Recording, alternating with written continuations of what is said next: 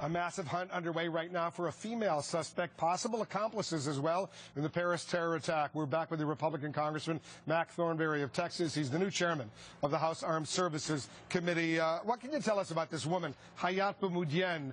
Because there's a lot of sense now from what we're hearing. She's not just a girlfriend. She was very, very directly involved in these terror operations.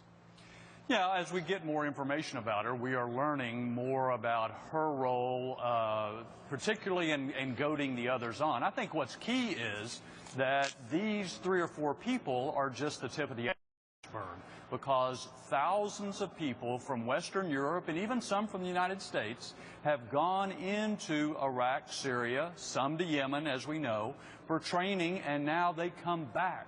And all of those with Western European passports, of course, can come to the United States without a visa.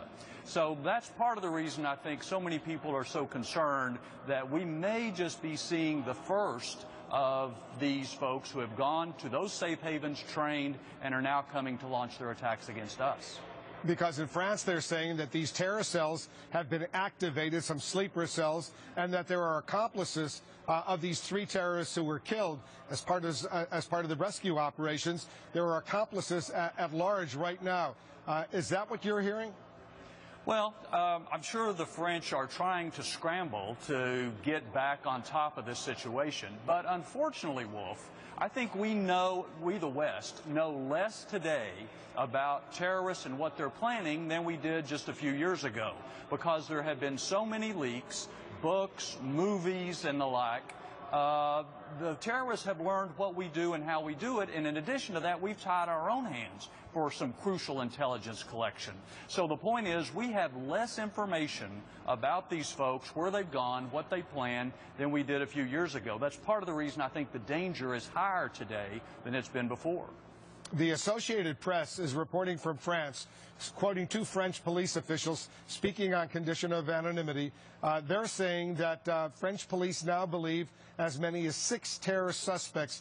This report suspects remain on the loose right now. 6 terrorist suspects apparently connected to this terror plot against the magazine, against that Jewish kosher supermarket. Have you heard anything along those lines, that 6 accomplices may be at large someplace right now? No, the numbers. I think, again, what's clear is that hundreds, if not thousands of people from France, thousands from Western Europe and the United States have gone to be trained, and then many of them have come back to Western Europe, some even to the United States, to launch attacks. That's part of the problem. The way to stop attacks is not to carry signs and have demonstrations. It's through intelligence, law enforcement, and strong military action. And that's going to be the key going forward to deal with this situation or any situation we may have here at home. I guess the question is, in connection with this terror plot that developed in Paris over the past few days, we know there's one person, this woman, Hayat Boumediene, who may be in Syria with ISIS right now, but are there any others, at least as far as we know, that were involved in this plot at large? Well, I think the authorities in France and elsewhere are still scrambling to try to figure out who was involved in this plot, and are there other plots? Because as your report indicated, there are some information that there may be other plots that would be separate. And again, remember, the terrorists are an adaptable group. They learn from their mistakes, they change, and they look for how to attack us where we are weak. And these sort of targets, the grocery store and a newspaper, for example, are examples of those softer targets that have gone after. Has the U.S. concluded yet whether this was an ISIS operation or an AQAP operation, Al-Qaeda in the Arabian Peninsula? I think we're still gathering information. We know from reports that 2 of these guys have traveled to Yemen. Then there's the report of this lady going back to Iraq and Syria. Again, part of what concerns so many people is that you get Al-Qaeda and ISIS in competition with each other, and maybe in some places even collaborating. And so that's part of the reason I think the danger is going up.